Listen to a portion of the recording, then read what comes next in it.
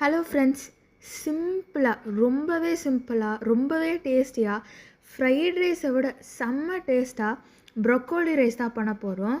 Broccoli வந்துட்டு மோஸ்ட்டாக தனியாக வேக வச்சு சாப்பிட யாருக்கும் பிடிக்காது.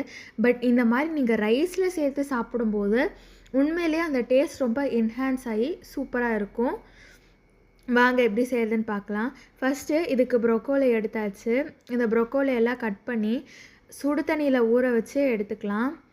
இப்போது நம்ம ஒரு பேன் எடுத்துகிட்டு வெங்காயம் குட்டி குட்டியாக, அதே மாதிரி கேப்சிகம் எண்ணெயில் போட்டு நல்லா வதக்கி எடுத்துக்கலாம்.